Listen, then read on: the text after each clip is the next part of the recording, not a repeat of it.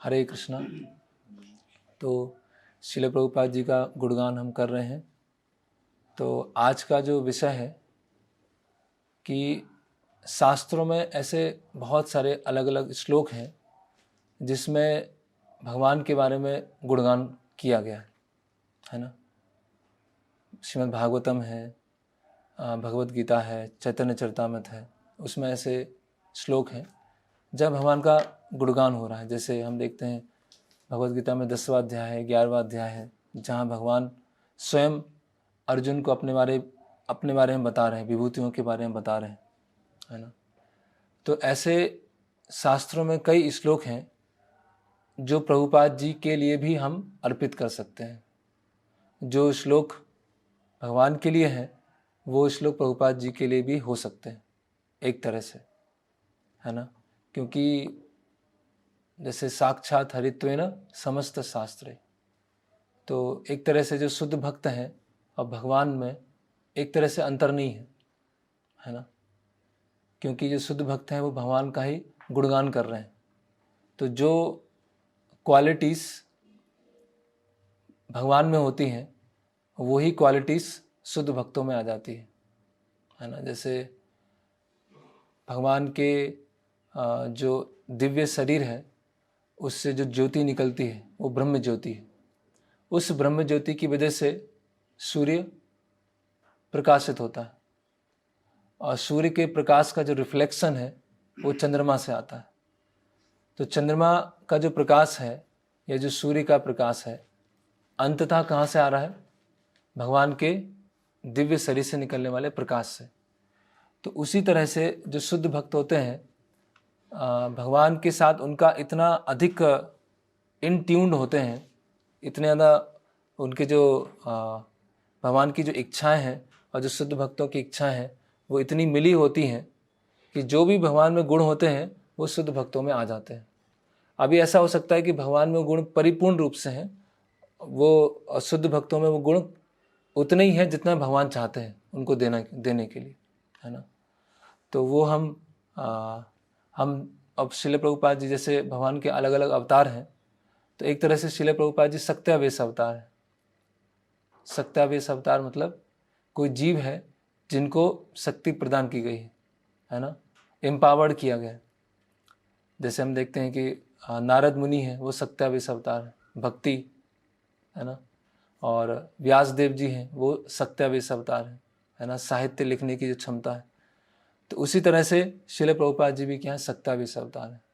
तो जो गुणगान हम भगवान के लिए कर सकते हैं वही गुणगान हम श्रील प्रभुपाद जी के लिए कर सकते हैं। तो हम देखते हैं कुछ श्लोक देखेंगे। तो चैतन्य चरितामृत के प्रारंभ में कृष्णदास कविराज गोस्वामी चैतन्य महाप्रभु का गुणगान कर रहे हैं। किस तरह से कर रहे हैं? अनार्पितिम चरिम चिरात कारुण्य अवतीर्ण कलौ समर्पितम उन्नत उज्ज्वल रसम स्वभक्ति श्रियाम हरिपूरत सुंदर द्युति कदम्ब संदीपता सदा हृदय कंदरे स्फूर्ति व सचिनंदना, है ना।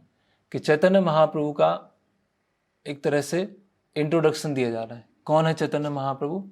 अनार्पितम चिरम चिरात।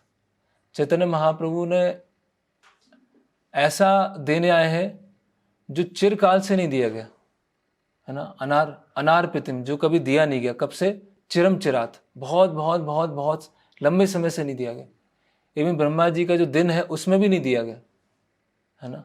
कारुण्य अवतीर्ण कलौ, है ना, कि वो जो करुणा अवतार है ना, वो इस जो बहुत लंबे समय से नहीं दिया गया वो देने आए। क्या है? समर्पितम। समर्पित मतलब देना, है ना। एक होता है लेके आए हैं, अभी जिनको आना है वो ले ले।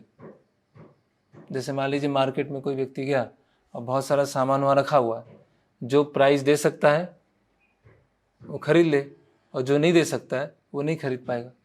लेके तो हम बहुत सारा सामान लेके आए हैं, लेकिन कोई ले पाएगा, कोई नहीं ले पाएगा। लेकिन चैतन्य महाप्रभु क्या करना है? समर्पितम, मतलब देने ही आए हैं, कोई डिमांड नहीं कर रहे हैं, वो देने ही आए हैं। समर्पितम क्या? उन्नत उज्जवल रसम स्वभक्ति श्रियम। उन्नत उज्जवल रस, है ना।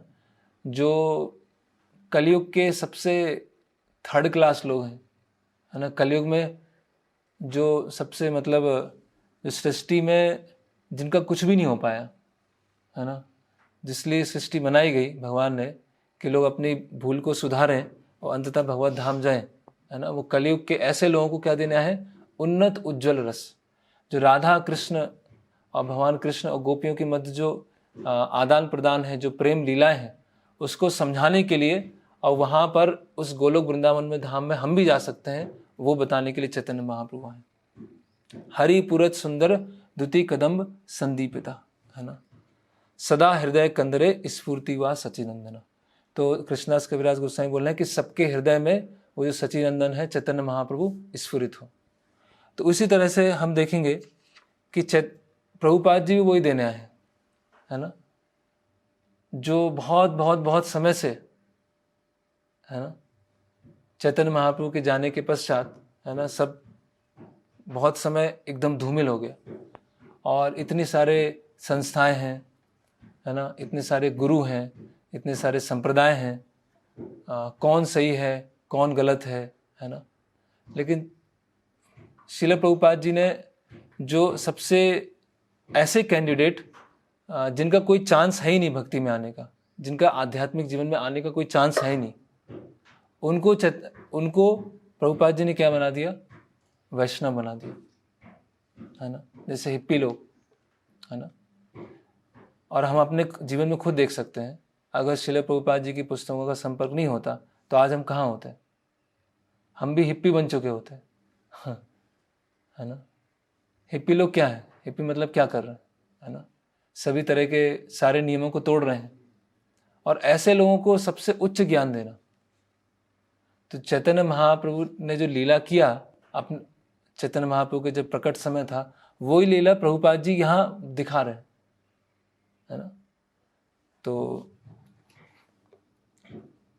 प्रभुपाद जी ने प्रारंभ कहाँ से किया कि आप शरीर नहीं है, आत्मा है। वहाँ से लेके कहाँ तक बताया? राधा कृष्ण की लीलाओं तक, है ना। सब कुछ 0 से लेकर 100 तक सब कुछ श्रील प्रभुपाद जी ने दिया। तो जिस तरह से चैतन्य महाप्रभु जो बहुत चिरकाल से जो नहीं दिया गया, वही प्रभुपाद जी हमें देने आए। तो एक तरह से चैतन्य महाप्रभु में और श्रील प्रभुपाद जी में अंतर नहीं है ना। तो जिस तरह से चैतन्य महाप्रभु हमारे हृदय में प्रकट हो, उसी तरह से श्रील प्रभुपाद जी हमारे हृदय में प्रकट हो, श्रील प्रभुपाद जी की शिक्षा है हमारे हृदय में प्रकट हो। इस तरह से हम प्रार्थना कर सकते हैं। फिर एक श्लोक आता है चैतन्य चरितामृत में, श्री कृष्ण चैतन्य दया करह विचार, विचार कर ले चित्ते पावे चमत्कार, है ना। कि अगर आप तर्क लगाएंगे और अगर आप आर्ग्यूमेंट करेंगे, किसके ऊपर? चैतन्य महाप्रभु की कृपा के ऊपर, तो आपको हृदय में क्या होगा? आश्चर्य होगा, है ना। श्री कृष्ण चैतन्य दया करे विचार, चैतन्य महाप्रभु की दया पे विचार कीजिए, विचार कर ले चित्ते पावे चमत्कार। और जितना आप चैतन्य महाप्रभु की कृपा पे विचार करेंगे, उतने आपके हृदय में क्या होगा? चमत्कार होगा। चमत्कार मतलब आप हिल जाएंगे, है ना। तो उसी तरह से अगर हम प्रभुपाद जी की कृपा पे विचार करें कि प्रभुपाद जी ने क्या क्या दिया है, तो क्या है? हम हिल जाएंगे। तो श्रील प्रभुपाद की बुक्स के माध्यम से और श्रील प्रभुपाद जी की एक्टिविटीज़ के माध्यम से हम जैसे देख सकते हैं श्रील प्रभुपाद जी का शेड्यूल, प्रभुपाद जी का जो समय है, समय सारणी, वो कैसा है? कब दिन प्रारंभ हो रहा है? रात में 1 बजे, और दिन खत्म कब हो रहा है? रात में 11 बजे। तो एक तरह से कोई दिन प्रारंभ या दिन खत्म नहीं हो रहा है, 24 घंटे सेवा ही चल रही है, करेक्ट। 11 बजे सो रहे हैं, 1 बजे उठ रहे हैं, है ना। और कुछ सुबह के प्रसादम के बाद या दोपहर के प्रसादम के बाद थोड़े समय कुछ रेस्ट कर रहे हैं, है ना। और जैसे हम देखते हैं कि जैसे एरोप्लेन से जाएंगे एक कंट्री से दूसरी कंट्री, तो जेट लेग होता है ना। जैसे आप इंडिया में बैठे और इंडिया से लंदन जा रहे हैं या अमेरिका जा रहे हैं, है ना, तो वहाँ समय का डिफरेंस आएगा। यहाँ जैसे आप दिन में चलना चालू हुए और 12 घंटे की फ़्लाइट है, तो जब आप पहुँचेंगे तो वहाँ भी दिन होगा, है ना। तो अपनी जो शरीर की जो एक्टिविटीज़ हैं उसको एडजस्ट करने में क्या लगता है, टाइम लगता है। तो श्रील प्रभुपाद जी के जो 7 जो शिष्य थे, उनके सेक्रेटरी हैं, उनके सर्वेंट हैं, वो जेट लैग को सहन नहीं कर पाते थे, कुछ दिन रेस्ट करना होता था। लेकिन प्रभुपाद जी को कोई जेट लैग नहीं। जैसे यहाँ स्टार्ट किया इंडिया में और अमेरिका पहुँचे, लंदन पहुँचे, वो सेम, कोई समस्या नहीं, है ना। 1973 में एक बार प्रभुपाद जी बहुत बीमार थे, तो बॉम्बे से लंदन पहुँचे, है ना। एक तो जेट लैग, ठीक है, बीमार, और सब रथ यात्रा का समय था, तो सब सोच रहे थे कि प्रभुपाद जी केवल दर्शन करने आएंगे, जगन्नाथ बलदेव सुभद्रा जी के दर्शन करेंगे, या हो सकता प्रभुपाद जी रथ यात्रा में आए नहीं क्योंकि इतने बीमार हैं। प्रभुपाद जी आए, जगन्नाथ बलदेव सुभद्रा के सामने प्रणाम किया और पूरी रथ यात्रा में डांस किया, पूरी रथ यात्रा में 1.5-2 किलोमीटर की पूरा रूट था, पूरी रथ यात्रा में डांस, और सारे भक्त देख रहे हैं कि हो क्या रहा है। मतलब प्रभुपाद जी उठ भी नहीं पा रहे हैं, 12 घंटे की जर्नी करके आए हैं, बीमार हैं, और रथ यात्रा में डांस कर रहे हैं। तो इसको हम क्या बोलें, ये है आध्यात्मिक ऊर्जा, आध्यात्मिक एनर्जी, उससे संभव है ना। ऐसे बहुत सारे प्रभुपाद जी के जैसे हम देखते हैं पेंटिंग्स, कृष्णा आर्ट्स, है ना, जो पेंटिंग्स हैं, तो मतलब वो एक एक पेंटिंग बहुत ही बारीकी से, और उसमें जो भाव होना चाहिए, जो इमोशंस होना चाहिए, और जो उसकी सीनरी होना चाहिए, कौन सा ड्रेस होना चाहिए, कौन से आभूषण होना चाहिए, है ना, वो हर चीज़ एकदम परफेक्ट है ना। प्रभुपाद जी क्या बोले कि ये आध्यात्मिक जगत की क्या है, खिड़कियाँ हैं, इसके माध्यम से आप आध्यात्मिक जगत को देख सकते हैं, है ना। एकदम मतलब मास्टरपीस, ऐसे पेंटिंग्स आज तक बनी नहीं है, हिस्ट्री में कभी नहीं बनी। हाँ, जब एक पिक्चर है ना महाविष्णु की, तो जिन्होंने बनाई थी उनका नाम है रणछोड़ प्रभु। तो वो उस पेंटिंग को बना रहे थे, तो उस समय क्या था कि बहुत सारी बुक्स का एक साथ प्रिंट होने वाला था, उस पर अभी हम चर्चा करेंगे। बहुत सारी बुक्स एक साथ प्रिंट होने वाली थी, तो अभी बुक्स प्रिंट होना है, और प्रभुपाद जी ये भी चाहते थे कि मेरी बुक्स में साथ साथ में वो पेंटिंग्स भी आए, तो पेंटिंग्स भी साथ साथ बनाना है और बुक्स भी प्रिंट होना है। और प्रभुपाद जी ने बहुत सारी बुक्स थी और बहुत कम समय में प्रिंट करना था, तो जो रणछोड़ प्रभु को बुलाया गया और उन्होंने महाविष्णु की पेंटिंग बनाना चालू किया, है ना। तो जब पेंटिंग बन गई और प्रभुपाद जी के सामने लेके आए, तो प्रभुपाद जी ने देखा जैसे, तो प्रभुपाद जी बोले, ओ अब महाविष्णु आ गए यहाँ पर, अब महाविष्णु यहाँ प्रकट हो गए। तो बाद में रणछोड़ प्रभु से पूछा कि ये पेंटिंग किसने बनाया। बोले पेंटिंग ये 4-5 लोगों ने मिलकर बनाया। बोले 4-5 लोग एक पेंटिंग कैसे बना सकते हैं। तो बोले कि भक्त लोग इतना परिश्रम कर रहे थे, इतना परिश्रम कर रहे थे, मतलब दिन रात सोने का, सो भी नहीं रहे, खा भी नहीं रहे। तो एक मैंने प्रारंभ किया महाविष्णु का पेंटिंग बनाना, और आते आते नींद आ गई और मैंने छोड़ दिया। फिर दूसरा भक्त आया, उसने कुछ उस पर बनाया, वो थक गया, वो सो गया। तीसरा भक्त आया, वो सो गया। ऐसे 3-4 लोगों ने मिलके वो पेंटिंग बनाया और महाविष्णु प्रकट हो गए, है ना। अभी कोई अगर पेंटिंग बनाएगा, कुछ बना रहा है, अगर 3-4 लोग मिलके उसको बनाएंगे तो क्या होगा उसका, वो खराब हो जाएगी, वो बन ही नहीं पाएगी। क्योंकि एक आर्टिस्ट का काम, दिमाग एक तरह से चल रहा है, दूसरे का दिमाग दूसरे से चल रहा है। तो कहने का मतलब क्या है कि प्रभुपाद जी ने ऐसे अपने शिष्यों को क्या किया, एम्पावर्ड किया। तो ऐसे वो एक्चुअली मैजिक है, ये जादू है। लोग तो हाथ की सफाई या उधर उधर की जो जादू है वो देखते हैं, लेकिन वास्तव में जादू क्या है। ये श्री कृष्ण चैतन्य दया करे विचार, विचार कर ले पावे चित्ते चमत्कार, चित्त में चमत्कार, करंट जाने लगेगा, है ना। और फिर हम देखते हैं कि प्रभुपाद जी ने जो टेम्पल्स स्थापित किए, सुंदर सुंदर टेम्पल बनाए, बॉम्बे में, वृंदावन में, मायापुर में।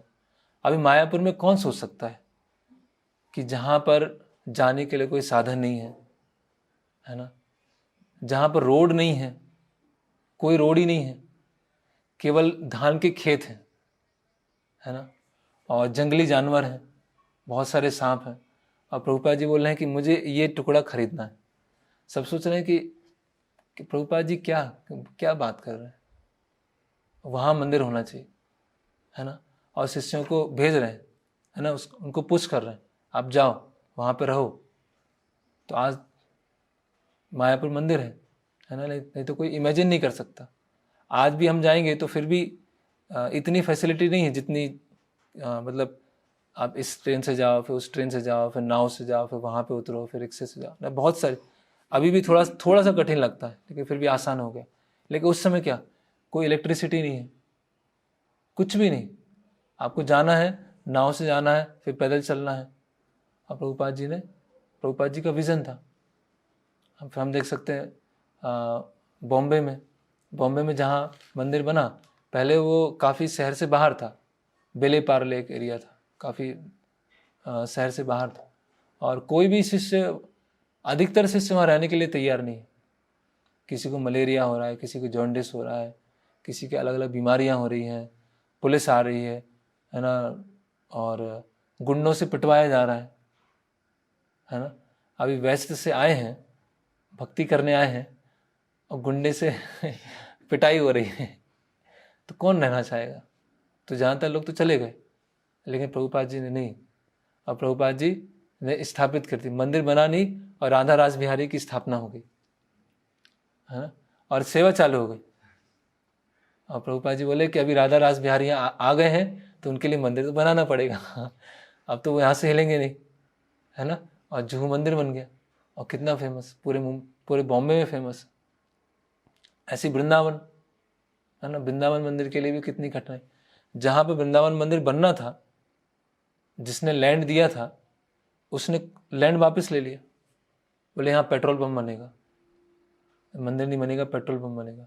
तो प्रभुपाद जी ने उसको एक पत्र लिखा, और प्रभुपाद जी ने उसने बताया कि अगर किसी ने दान दे दिया है और उस दान को दोबारा वापस लेता है तो आगे चल के छिपकली बनता है, इसलिए एक बार दिया हुआ दान वापस नहीं लेना चाहिए, ऐसे पत्र लिखा। तो फिर किसी तरह से वो लैंड वापस आया, और उसमें भी बहुत सारी समस्याएं, है ना। एक बार का समय था कि यूपी का गवर्नर आया वहाँ पर, है ना, और प्रभुपाद जी को 105 डिग्री बुखार, है ना, और मतलब वो गवर्नर वहाँ आया है, और कुछ वहाँ डील होने वाली है ना, कुछ सीमेंट की या कुछ ऐसे कुछ कंस्ट्रक्शन मटेरियल की डील होने वाली। तो प्रभुपाद जी के शिष्य ने बोला, प्रभुपाद जी हम कर लेंगे, कोई दिक्कत नहीं। तो प्रभुपाद जी बोला, तुम लोगों पे कोई भरोसा नहीं है, तुम लोग वेस्ट से हो, और भारत में बहुत चीटिंग होती है ना, इसीलिए मुझे ही डील करना पड़ेगा। प्रभु बोले, नहीं प्रभुपाद, मतलब इतनी आपकी हेल्थ खराब, 105 डिग्री, है ना, और 7 दिन से प्रभुपाद जी ने कोई प्रसाद नहीं लिया, कोई प्रसाद नहीं, है ना। और फिर प्रभुपाद जी स्नान करके आए और तिलक लगाया, और तिलक ऐसे लगाते हैं तो प्रभुपाद जी के हाथ कांप रहे हैं। तिलक लगाने में, ये तिलक लगाने में 15 से 20 मिनट लगा, केवल एक तिलक लगाने में। क्यों? क्योंकि हाथ इतने ज़्यादा कांप रहे हैं।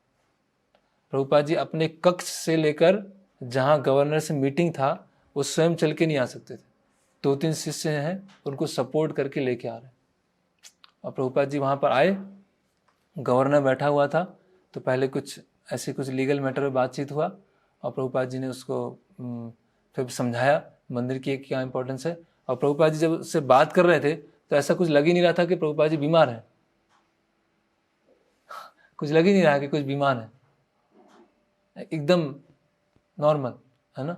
और गवर्नर से बात किया, गवर्नर से डील हो गया, सब कुछ फाइनलाइज हो गया, हाँ यहाँ मंदिर बनेगा, जो भी मटेरियल चाहिए वो आ जाएगा, गवर्नर ने बोल दिया। और गवर्नर गया, और प्रभुपाद जी फिर अपने रूम में गए और कोलैप्स, है ना। तो हम देख सकते हैं कि प्रभुपाद जी ने मंदिर स्थापित करने के लिए कितनी ज़्यादा, तो ये बहुत आश्चर्यजनक कार्य है। वो बोल रहे हैं ना, विचार कर ले चित्ते पावे चमत्कार। ऐसे ही एक डिट्रॉइट में मंदिर था, है ना, तो एक बहुत बड़ा चर्च था, है ना, और वो शहर के एकदम बाहर, है ना, और चर्च की क्या खासियत थी कि उसमें भूत थे, है ना। तो प्रभुपाद ने कहा हम तो यही लेंगे, क्योंकि इसके रेट भी कम थे, एक तो शहर से बाहर और कोई इसको लेना नहीं चाहता था। तो प्रभुपाद ने कहा कि हम तो यही लेंगे, ठीक है। पता नहीं उसका कुछ $1 मिलियन उसका वो था रेट। तो प्रभुपाद ने कहा कि कुछ हम डाउन पेमेंट करेंगे, थोड़ा सा अमाउंट करेंगे और बाकी बाद में दे देंगे। तो जो मालिक था वो ठीक है, बोले कुछ तो कैश मिल रहा है ना शुरुआत में, बाकी जो है बाद में मिल जाएगा। कहाँ से मिलेगा, है ही नहीं, कोई पैसा ही नहीं है कहाँ से आएगा। तो प्रभुपाद ने डाउन पेमेंट करके ले लिया, है ना, अब बाकी तो चुकाना है, कहाँ से आएगा। तो प्रभुपाद जी के 2 शिष्य थे, उनमें से एक अमरीश प्रभु थे, है ना। तो प्रभुपाद जी ने बताया कि ऐसा है और हम मंदिर हम लेने वाले हैं, इसको बहुत सुंदर मंदिर बनाने वाले, ऐसा है। तो अमरीश प्रभु ने कहा ठीक है मैं देता हूँ, और सारा उन्होंने दे दिया, है ना। तो ऐसे क्या है, आश्चर्यजनक कार्य चल रहे थे प्रभुपाद जी के समय पर, है ना। फिर हम देखते हैं कि बुक प्रिंटिंग, है ना। तो मतलब आप सोचिए, एक हम भौतिक दृष्टिकोण से देखें कि एक इंडियन स्वामी, उनकी पुस्तकें ब्रिटिश लाइब्रेरी, अमेरिका की लाइब्रेरी में जा रही है। और कैसे जा रही है, बुक्स अभी प्रिंट नहीं हुई है और स्टैंडिंग ऑर्डर लिए जा रहे हैं। अभी भागवतम पूरा 12 स्कंद तक नहीं आया है, भागवतम आया है 3 स्कंद तक और 4थे स्कंद तक। और लाइब्रेरी वाले क्या बोल रहे हैं कि जब आ जाएगा तो पूरा हमको दे देना, और पेमेंट दे दिया पूरा, स्टैंडिंग ऑर्डर। मतलब आपने बुक देखी भी नहीं कि बुक में है क्या, कितनी बुक है, और पहले से लोग ऑर्डर ले रहे हैं। तो इसको हम क्या बोल सकते हैं, आश्चर्य है ना। और प्रभुपाद जी का ट्रांसलेट करने का स्पीड और बुक्स छपने का स्पीड, दोनों में कंपटीशन चल रहा था। शिष्य बोल रहे थे कि आप हमें देते जाओ, जितना ट्रांसलेट होता है देते जाओ, हम बुक प्रिंट करते जाएंगे। प्रभुपाद बोलते ठीक है देखते हैं कौन आगे निकलता है। और एक समय ऐसा आया कि प्रभुपाद जी ने 17 बुक्स आगे निकल गए।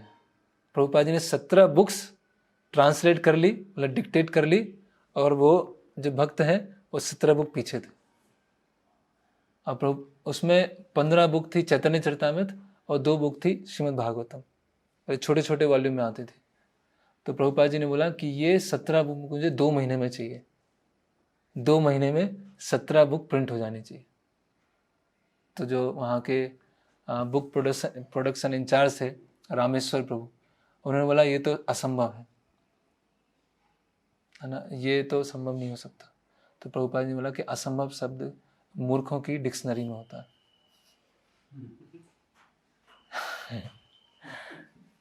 तो सब लग गए, दिन रात सुबह शाम, है ना, खाना पीना सब कुछ, केवल 16 माला कर रहे हैं, अब दिन रात लगे हुए। और वही उसी समय इंसिडेंट आता है कि बहुत सारी पिक्चर्स ही बनानी है, बुक्स प्रिंट भी करना है। अब बुक्स प्रिंट करना मतलब ऐसा नहीं कि बस प्रभुपाद जी ने लिख के दिया है, जो प्रभुपाद जी ने डिक्टाफोन में डिक्टेट किया है उसको सुनना है, ठीक है, सुन के फिर लिखना है। अभी वो बोलने वाली लैंग्वेज है, उसमें कुछ ग्रामेटिकल एरर्स होंगी, उसको करेक्ट करना है। मतलब पहले ट्रांसक्राइब करना है, फिर उसमें एडिटिंग करना है, ठीक है। फिर प्रभुपाद जी ने जहाँ संस्कृत श्लोक बोले हैं, उन श्लोकों को सुनने में गलती हो सकती है, उसकी एडिटिंग करना। फिर जो श्लोक होते थे जैसे बंगाली है या संस्कृत है, तो उसके ब्लॉक तैयार होते थे, है ना, ब्लॉक तैयार होना, और फिर उसका प्रॉपर साइज देना है और उसमें पेंटिंग्स डालना है। और कितना, 17 बुक्स 2 महीने के अंदर। और डिवोटीज दिन रात सुबह शाम लगे रहे और 2 महीने के अंदर उन्होंने कर लिया, और चैतन्य चरितामृत पब्लिश हो गए। तो हम देख सकते हैं कि प्रभुपाद जी ने ऐसे इस तरह से अपने शिष्यों के थ्रू आश्चर्यजनक कार्य करवा, जो मतलब सोच भी नहीं सकते थे, वो ऐसे ऐसे कार्य हुए, है ना। और एक बार प्रभुपाद जी सैन फ्रांसिस्को गए, तो वहाँ पर रॉक कॉन्सर्ट चल रहा था, है ना। और रॉक कॉन्सर्ट में क्या था, धुआं ही धुआं दिख रहा था बस चारों तरफ, क्योंकि सब क्या है, सब नशे कर रहे थे, केवल सिगरेट का धुआं ही चल रहा है। और प्रभुपाद जी उस रॉक कॉन्सर्ट के बीच में पहुंचे, स्टेज पे पहुंचे, और सब हरे कृष्ण महामंत्र गाने लगे। मतलब वहाँ के जो अमेरिका के जो युवा थे, युवा पीढ़ी थी, उनकी जो पल्स है वो प्रभुपाद जी ने बिल्कुल परख ली, है ना। इसलिए हम देखते हैं कि शुरुआत के समय में भी बहुत सारे जो युवा हैं उनसे आकर्षित हुए, और जैसे ही प्रभुपाद जी वहाँ रॉक कॉन्सर्ट में पहुँचे और प्रभुपाद जी ने स्टार्ट किया मृदंग करताल पे, सब हरे कृष्ण महामंत्र गाने लगे, है ना। और मतलब ऐसे, और जो बुक्स छप रही थी उस समय अमेरिका में, भगवत गीता छप रही थी, ऐसा बताया जाता है कि जितना वो जो पेपर है ना, ट्रेन से पेपर आता था, ट्रेन भर भर के पेपर्स आते थे भगवत गीता छापने के लिए। मतलब इतिहास में सबसे अधिक एक समय पर इतनी सारी पुस्तकें छपी हैं और इतनी सारी पुस्तकें डिस्ट्रीब्यूट हुई हैं। बाइबल छपी है बड़ी मात्रा में लेकिन डिस्ट्रीब्यूट नहीं हुई, लेकिन भगवत गीता इतने बड़े स्तर पर छपना और इतने बड़े स्तर पर डिस्ट्रीब्यूट होना, तो ये इसका कारण क्या है? प्रभुपाद जी, है ना। तो प्रभुपाद जी की लीलाओं पर, प्रभुपाद जी की पुस्तकों पर अगर हम विचार करेंगे तो आश्चर्यचकित करेंगे कि ये कैसे हो सकता है ना। और हम अपने स्वयं के जीवन में अगर हमने थोड़ा रियलाइज़ किया है तो प्रभुपाद जी की जो पुस्तकें हैं, जब हमने पढ़ना प्रारंभ किया तो हम सोचते हैं कि अरे यही तो ढूंढ रहे थे, है ना। कितना स्पष्ट, कितना स्ट्रेट फॉरवर्ड, कितना गहरा, है ना, और कितना उत्कृष्ट मैसेज, है ना। बहुत सारी आध्यात्मिक किताबें होती हैं और उसमें ऐसा लगता है कि जो भी पता नहीं सब ऐसा वेग होता है ना, अस्पष्ट होता है, वो चल क्या रहा है। कोई निरानंद बाबा हैं, कोई अविवेक निरानंद हैं, उनकी पुस्तक पढ़ रहे हैं तो हाँ सब एक वेगनेस चल रहा है, लेकिन प्रभुपाद जी की पुस्तकें पढ़ते हैं तो एकदम से वो स्ट्राइक होता है कि अच्छा है, यही तो मैं ढूंढ रहा था, और वो चीज़ प्रभुपाद जी की बुक्स में मिल जाती। फिर अगला श्लोक, तीसरा, ये श्लोक कौन बोल रहा है? नारद मुनि व्यासदेव जी को बोल रहे हैं। क्या बोल रहे हैं? तद्वाग विसर्गो जनताक विप्लवो यस्मिन् प्रति श्लोकम अवद्धवद अपि नामानि अनंतस्य संकृतानि यत् श्रवणन्ति गायन्ति गृह्णन्ति साधवा, है ना। तो नारद मुनि बोल रहे हैं व्यासदेव जी से कि आपने इतने सारे ग्रंथ बना दिए, इतने सारे लिटरेचर लिख दिए, लोगों को कंफ्यूज कर दिया आपने, है ना। इतने सारे पुराण महाभारत इतने कि लोगों को पता ही नहीं चल रहा है कि गोल क्या है, इसीलिए आप असंतुष्टि अनुभव कर रहे हैं, इसीलिए भगवान के ऊपर प्रत्यक्ष रूप से गुणगान लिखिए। और नारद मुनि इस विशेष श्लोक में क्या बोल रहे हैं कि अगर ऐसा साहित्य अच्छी तरह से लिखा भी नहीं गया, है ना, अबद्ध बद्ध अपि, उसकी भाषा में कुछ त्रुटि भी हो गई, लेकिन ये पूरे संसार में विप्लव लेके आएगा, क्रांति लेके आएगा, है ना। श्रवणंती गायंती गृह्णंती साधवा, लोग उसको सुनेंगे, गाएंगे और ग्रहण करेंगे, जो ईमानदार लोग हैं, साधवा, है ना। तो कुछ श्रील प्रभुपाद जी के शिष्य हैं, वो बताते हैं कि ये जो श्लोक है ये खासकर प्रभुपाद जी के लिए एप्लीकेबल है।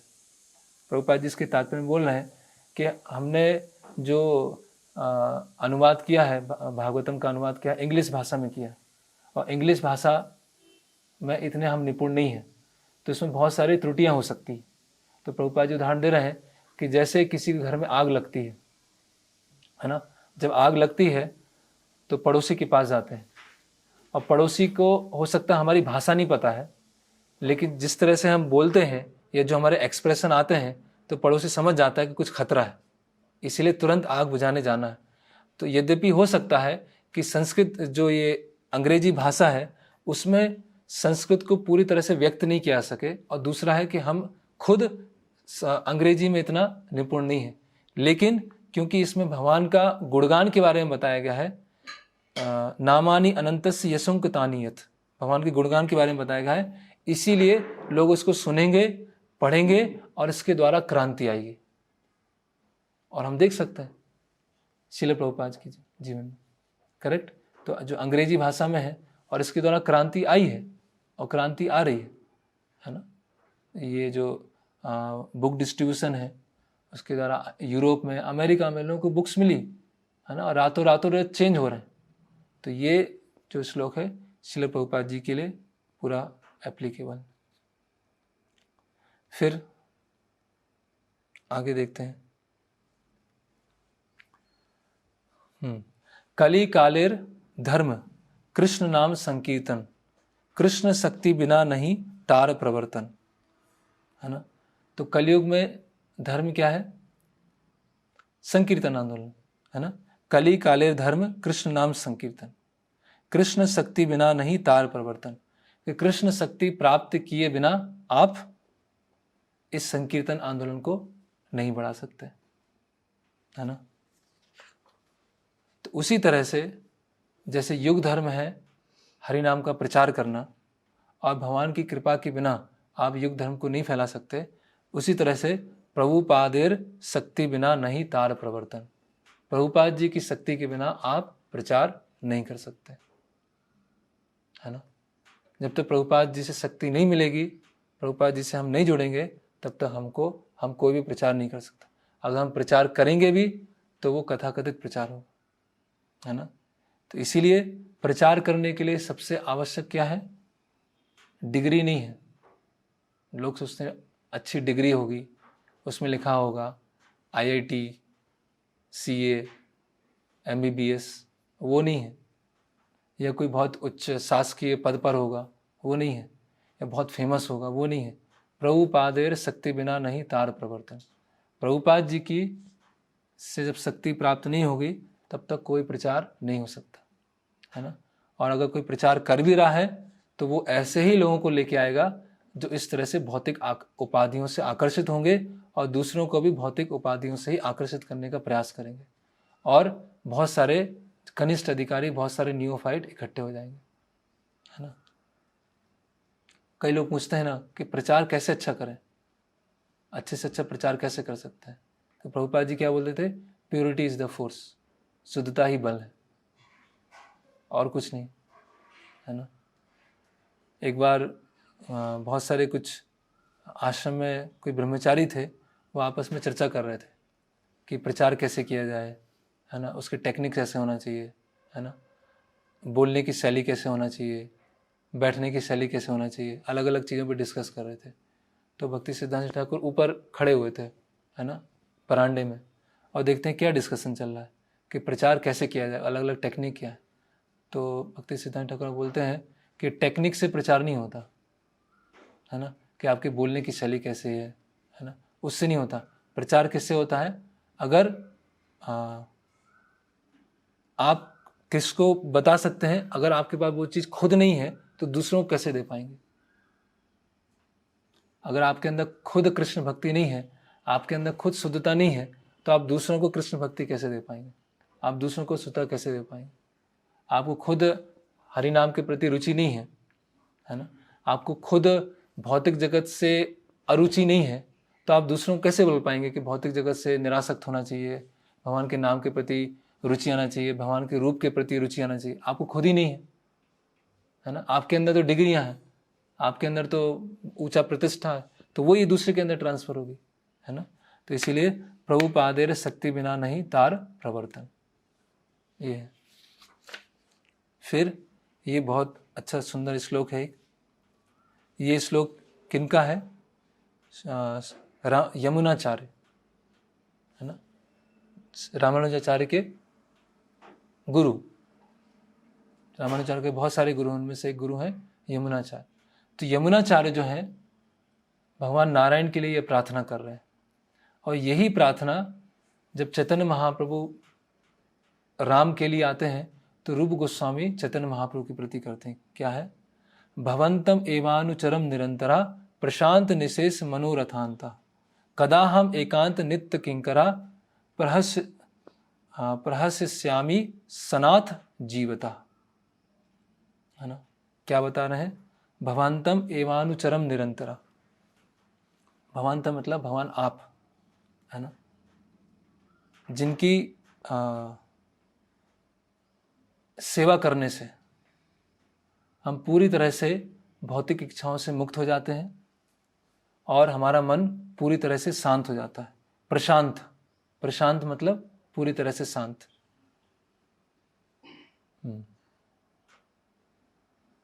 कदा हम एकांत नित्य कंकरा, एकांत मतलब एकमात्र, नित्य किंकरा मतलब नित्य रूप से आपका सेवक, और अंत में लिख रहे हैं सनाथ जीवितम, तब मैं सनाथ कहलाऊंगा। जब आप मुझे अपने नित्य किंकर के रूप में स्वीकार करेंगे तब मैं वास्तव में सनाथ हूँ, नहीं तो क्या हूँ?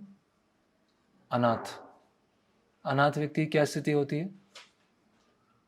उसको कोई आगे पीछे ऊपर नीचे कोई नहीं, कोई उसको देखने वाला नहीं, है ना। तो जब श्रील प्रभुपाद जी की शरण में हम आएंगे तो हम वास्तव में सनाथ बनेंगे, उससे पहले क्या है? हम अनाथ है ना। यहाँ पर महाराज लिख रहे हैं कि श्रील प्रभुपाद जी की शरण में आने से पहले मैं एक डर्टी स्ट्रीट डॉग था, है ना, गली का एक गंदा कुत्ता था, अनाथ था। और जब प्रभुपाद जी के शरण में आया तो वास्तव में मुझे मेरे स्वामी मिल गए, है ना। मुझे अभी मैं मतलब एकांत का नित्य किंकरा, है ना। अभी मैं एकमात्र सेवक बन गया, किनका? प्रभुपाद जी का, है ना। तो किसी न किसी का तो या तो माया नचाएगी या श्रील प्रभुपाद नचाएंगे। तो माया तो नचाती रहती है ना। माया सबको नचाती, वो है ना, वो प्रकृति के 3 गुण और रस्सी बंधी हुई है, माया नचा रही कठपुतली की तरह। तो माया के द्वारा नचना स्वीकार कर लें या श्रील प्रभुपाद जी के द्वारा नचना स्वीकार कर लें, कोई तो नचाएगा, है ना। तो स्ट्रीट डॉग बन जाए या प्रभुपाद जी के डॉग बन जाए, है ना। प्रभुपाद डॉग्स या स्ट्रीट डॉग, कोई ना कोई तो बनना ही पड़ेगा, है ना। तो सनाथ जीवित हो, तब हम वास्तव में सनाथ कहलाएंगे, अदरवाइज अनाथ। फिर आगे प्रेयर क्या है? ये भागवतम से है, काफ़ी लंबा श्लोक है। ये चैतन्य महाप्रभु की भविष्यवाणी का श्लोक है, और इसमें चैतन्य महाप्रभु की भविष्यवाणी है, भगवान राम की भी है और कृष्ण की भी, तीनों का साथ में है। क्या है? त्यक्त्वा सुदुस्तज्य सुरूपसितम राजलक्ष्मी धर्मिष्ठ राज आर्यवचसा यदगारण्यम माया मृगम दैत येप्सितम मन्वधावत वंदे महापुरुषम ते चरणारविंदम, है ना। शॉर्ट में हम डिस्कस करें तो भगवान का एक अवतार आएगा, वो क्या करेगा? लोगों के पीछे भागेगा। भगवान का एक अवतार आएगा, इसमें अलग अलग चीज़ें हैं कि जिसने भगवान का एक अवतार है जिन्होंने लक्ष्मी देवी को त्याग दिया, और लक्ष्मी देवी को त्याग कर स्वयं जंगल में चले गए, और जंगल में जाने के पश्चात जो बद्ध जीव हैं उनके पीछे भाग रहे हैं, है ना। तो चैतन्य महाप्रभु ने विष्णु प्रिया उनका त्याग किया, करेक्ट। और विष्णु प्रिया का त्याग करने के पश्चात मतलब छोड़ दिया, संन्यास ले लिया। कहाँ पर आ गए? वो पुरी आ गए, है ना। और फिर बद्ध जीवों के पीछे भाग रहे हैं, है ना। तो जो ट्रेडिशनल सिस्टम है उसमें क्या है? शिष्य गुरु के पास में जाते हैं विनम्र भावना से, है ना, कि आप मुझे सिखाइए, है ना, आप मुझे डांटिए, आप मुझे करेक्ट कीजिए। लेकिन यहाँ क्या हो रहा है? गुरु शिष्य के पास जा रहे हैं। प्रभुपाद जी कैसे गए, है ना, कि ऐसा है कि गुरु हैं, शिष्य जाएंगे, है ना, उनका मीनियल सर्विस करेंगे, और जब शिष्य तब जब गुरु उनकी मीनियल सेवा से प्रसन्न होंगे तो गुरु तैयार होंगे उपदेश देने के लिए। ये सिस्टम है। और यहाँ प्रभुपाद जी के जो प्रकट लीला है उसमें क्या सिस्टम चल रहा है? पूरा सिस्टम उल्टे ही चल रहा है। मीनियल सेवा शिष्य को करना चाहिए, तो मीनियल सेवा कौन कर रहे हैं? गुरु कर रहे हैं। शिष्य को गुरु के पास में आना चाहिए, तो कौन? गुरु शिष्य के पास में जा रहे हैं, है ना। और गुरु शिष्य को डांट सकते हैं किसी बात पर, कोई गलती भी नहीं की हो तो भी डांट सकते हैं। और यहाँ क्या हो रहा है? जो इवन शिष्य बन चुके हैं या शिष्य बनने वाले हैं, नए लोग हैं, वो प्रभुपाद जी की बात नहीं सुन रहे, है ना, डिसरिस्पेक्टफुली बातचीत कर रहे हैं, है ना।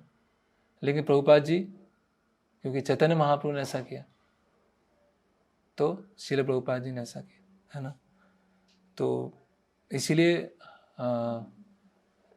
जो एक आचार्य हैं, गुरु हैं मध्वा संप्रदाय के, उन्होंने प्रभुपाद जी के लिए बोला, ना भूतो न भविष्यति, ना भूतकाल में ऐसे कोई गुरु हुए हैं, ना भविष्य में कभी ऐसे होंगे। इतने महान श्रील प्रभुपाद, है ना, कि ऐसा कोई नहीं होगा कि ऐसे लोगों के बीच में जाकर, मतलब एक तरह से क्या हो गया, उनके सामने गिड़गिड़ाना जैसा हो गया, है ना। जबकि शिष्य को जाना चाहिए गुरु के पास में, लेकिन स्वयं श्रील प्रभुपाद जी ऐसे लोगों के बीच में जा रहे हैं, है ना। तो श्रील प्रभु और चैतन्य महाप्रभु ने ऐसा किया और प्रभुपाद जी ने ऐसा किया। तो ये श्लोक जो है 11वें स्कंद का है, वो भी हम प्रभुपाद जी के उसमें कॉन्टेक्स्ट में देख सकते हैं। फिर और क्या श्लोक है, ये 10वें स्कंद से है, गोपी गीत का पहला श्लोक है। और गोपियाँ क्या है, भगवान का गुणगान कर रही हैं। गोपियाँ क्या बोल रही हैं, तब कथामृतम तप्त जीवनम कभिभिरीडितम कल्मषापहम श्रवण मंगलम श्रीमदाततम भुवि गृह्णन्ति ये भूरिदा जना। तो तब कथामृतम तप्त जीवनम, है ना, कि भगवान आपकी कथा कैसी है, अमृत के समान है। और जो लोग इस भौतिक संसार में बहुत झुलस रहे हैं, है ना, तप रहे हैं, उनके लिए क्या है, अमृत के समान। कभी भी रीडितम कल्मषापहम, है ना, जो कभी भी मतलब जो महान विचारक हैं, महान चिंतक हैं, फिलोसोफर्स हैं, वो आपकी कथा का गुणगान करते हैं, है ना। कल्मषापहम, सभी तरह के उससे कल्मष नष्ट हो जाएंगे। श्रवण मंगलम श्रीमताततम, सभी तरह से मंगलकारी है। भुवि गृह्णन्ति जे भूरिदा जना, है ना। और आपको सबसे प्रिय कौन है, सबसे उदार कौन है, जो इस कथा का हर जगह वितरण करते हैं, भूरिदा जना, है ना। जो इस श्रवण मंगलम, जो ऑस्पिशियस कथा है, जो जीवों के तपते हुए जीवन को अमृत के समान है, जो इस कथा का हर जगह वितरण करता है, वो आपका सबसे प्रिय है। तो ये श्लोक जो है 2 तरह से श्रील प्रभुपाद जी पर हम उस पर विचार कर सकते हैं। पहला, श्रील प्रभुपाद जी कथा ही अपने आप में अमृत है। अगर प्रभुपाद जी के हम पास टाइम डिस्कस करेंगे, है ना, तो एकदम से रोमांच आ जाता है ना। श्रील प्रभुपाद जी कथा अपने आप में डिस्कस करें, वही अपने आप में बहुत अमृतकारी है। करेक्ट। प्रभुपाद जी के हम वीडियोस देखते हैं, है ना, जैसे प्रभुपाद जी का रथ यात्रा का वीडियो है, तो प्रभुपाद जी जो रथ यात्रा का कार्ट है, रथ के ऊपर खड़े होकर डांस कर रहे हैं, है ना, और उनके हाथ में फूल है, तो फूल निकाल के भक्तों को दे रहे हैं। तो सारे भक्त ऐसे पागल हो गए, है ना, कि प्रभुपाद जी ऐसे देखते हुए, नाचते हुए। तो प्रभुपाद जी कथा अपने आप में अमृत है। और दूसरा, भुवि गृह्णन्ति ये भूरिदा जना, कि श्रील प्रभुपाद जी ने इतने बड़े स्तर पर पहली बार किसी आचार्य ने शुद्ध रूप में भगवान की कथा का पूरे संसार में वितरण किए, है ना। तो ये जो गोपियाँ हैं, ये गोपी गीत गा रही हैं, तो ये श्रील प्रभुपाद जी के इस तरह से हम लागू हो रहा है। फिर और कौन सा श्लोक है, हाँ, फिर यह है, अथापि ते देव पदाम्बुजम द्वे प्रसाद लेशानुग्रहीत एवी जानाति तत्त्वं भगवान महिम्नो नाचान्य एकोपि चिरम विचिन्न। ये कौन सा श्लोक है कि चैतन्य महाप्रभु और सार्वभौम भट्टाचार्य आपस में चर्चा करते हैं, और सार्वभौम भट्टाचार्य चैतन्य महाप्रभु को 7 दिन तक वेदांत के ऊपर बताते हैं, और चैतन्य महाप्रभु बैठे हुए हैं, ऐसे कुछ नहीं बोल रहे 7 दिन तक। तो सार्वभौम भट्टाचार्य पूछते हैं कि आपको समझ में आ रहा है कि नहीं आ रहा है। तो सार्वभौम भट्टाचार्य बोलते हैं, चैतन्य महाप्रभु बोलते हैं कि मुझे पता है वेदांत दर्शन क्या है, लेकिन जो तुम बोल रहे हो वो पूरा गलत है। वेदांत दर्शन कैसा है, जैसे सूर्य की किरणों के समान, लेकिन तुम्हारा जो भाष्य है वो कैसा है, बादल की तरह। तो सार्वभौम भट्टाचार्य बोलते हैं आपको कैसे पता चल गया। तो उसके उत्तर में ये श्लोक बोलते हैं कि जिसको बहुत लंबे लंबे लंबे समय तक, चिरकाल तक भी कोई चिंतन करता रहे, तो भी भगवान को समझ नहीं पाएगा। कब तक नहीं समझ पाएगा, जब तक शुद्ध भक्तों की जो चरण रज है उसके ऊपर नहीं पड़ेगी, तब तक भगवान को नहीं समझ पाएगा। उसी तरह से श्रील प्रभुपाद जी को भी सब लोग नहीं समझ पाएंगे, है ना। कई लोग बोलते हैं कि श्रील प्रभुपाद जी 70 साल की उम्र में गए, तो हमें भी बुढ़ापे में हार नहीं मानना चाहिए। जो भी हम कार्य कर रहे हैं उसमें पूरे लगन के साथ करना चाहिए। कुछ लोग बोलते हैं वो प्रभुपाद जी को लोगों ने इसलिए सुना क्योंकि अमेरिका के रिजेक्टेड लोग थे, वो तो उनको करने के लिए कुछ था ही नहीं, इसलिए प्रभुपाद जी ने सुनाया और वो आ गए, है ना। और कई लोग बोलते हैं हाँ ठीक है प्रभुपाद जी ने कुछ किया, है ना, थोड़ा, है ना, मतलब ठीक है, मतलब इतना कोई ज़्यादा वो क्रेडिट नहीं देते, है ना। लेकिन प्रभुपाद जी ने जितना किया उसका 10,000वें का 10,000वां भाग भी अगर कोई कर पाए तो वो भी असंभव, है ना। तो इसी जिस तरह से भगवान कृष्ण को समझना बहुत मुश्किल है। जन्म कर्म चा में दिव्यम एवं वेति तत्वता त्यक्ता देहम पुनर्जन्म नेति मामेति सर्वजना। जिस तरह से भगवान के जन्म और कर्मों को समझकर हमारा पुनर्जन्म नहीं होगा, उसी तरह से प्रभुपाद जी की लीलाओं और प्रभुपाद जी के निर्देशों को सुनकर हमारा पुनर्जन्म नहीं होगा। फिर एक दो श्लोक और, ये सुदामा ब्राह्मण भगवान कृष्ण को बोल रहे हैं, क्या बोल रहे हैं, क्वा हम दरिद्रा पापी यान क्वा कृष्ण श्री निकेतनम। सुदामा विप्र बोल रहे हैं कि कहाँ मैं एक दरिद्र पापी ब्राह्मण हूँ और कहाँ भगवान श्री निकेतन लक्ष्मीपति हैं। ब्रह्म बंधुर इति स्माहम, मैं ब्रह्म बंधु ब्राह्मण भी नहीं हूँ। बाहुभ्याम परिरंभिता, फिर भी भगवान ने मुझे गले लगाया, है ना, कि मैं ब्रह्म बंधु दरिद्र पापी हूँ और भगवान कहाँ है, श्री निकेतन लक्ष्मीपति हैं, फिर भी भगवान ने मुझे गले लगा।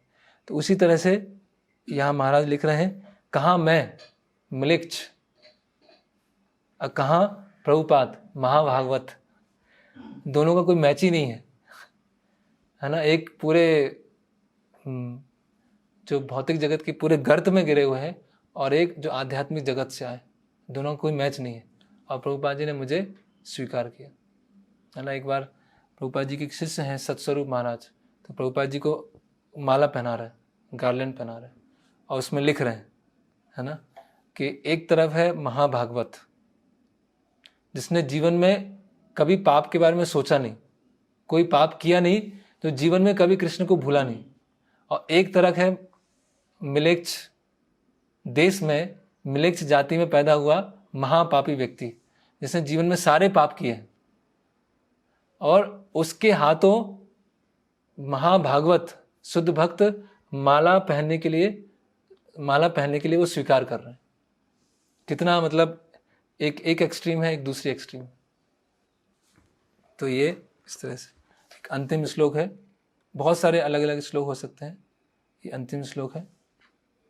ये जो रघुनाथ दास गोस्वामी हैं वो बता रहे हैं कि जो गुरु हैं हमको क्या क्या देते हैं, गुरु ने हमको क्या क्या दिया। तो इस तरह से हम जान सकते हैं कि प्रभुपाद जी ने हमें क्या क्या दिया, है ना। नाम श्रेष्ठम मनु अपि सची पुत्र अत्र स्वरूपम रूपम तस्याग्रम उरुपुरीम माधुरीम गोष्ठवतीम राधा कुंडम गिरिवरम अहो राधिका माधवासम प्राप्तो यस्य प्रतिता कृपा श्री गुरुम तमो नतोस्मि। गुरु ने क्या क्या दिया, श्रील प्रभुपाद जी ने क्या दिया, हमें हरि नाम दिया, है ना। चैतन्य महाप्रभु दिए, चैतन्य महाप्रभु की सेवा दिए, राधा माधव दिए। आज हम राधा माधव असखी दर्शन करते हैं, वो किन्होंने दिए, प्रभुपाद जी ने दिए, है ना। स्वरूप दामोदर, रूप गोस्वामी, सनातन गोस्वामी का संग दिया, मथुरा दिया, वृंदावन दिया, राधा कुंड दिया, गोवर्धन पर्वत दिया। किन्होंने दिया, प्रभुपाद जी ने। अगर प्रभुपाद जी नहीं होते, लोग बहुत सारे लोग वृंदावन जाते हैं लौट के आ जाते हैं, है ना। तो प्रभुपाद जी ने हरिनाम, पूरा आध्यात्मिक जगत, मायापुर, वृंदावन, राधा कुंड, गोवर्धन, राधा माधव, राधा श्याम सुंदर, राधा रास बिहारी, सब किन्होंने दिए, प्रभुपाद जी ने दिए। तो इतना सब प्रभुपाद जी ने दिया है। तो अभी हमारी बारी है कि हम कुछ ऋण उतार पाएँ। वो ऋण उतारना असंभव है, लेकिन कुछ प्रभुपाद जी के लिए कर पाए। तो ये कुछ श्लोक थे जो गुरु और भगवान के गुणगान के लिए है, और वो इक्वली प्रभुपाद जी के लिए भी वो एप्लीकेबल होते हैं। हरे कृष्ण। शिल प्रभुपाद की जय। निताई गौर प्रेमानंदे। हरि हरि बोल।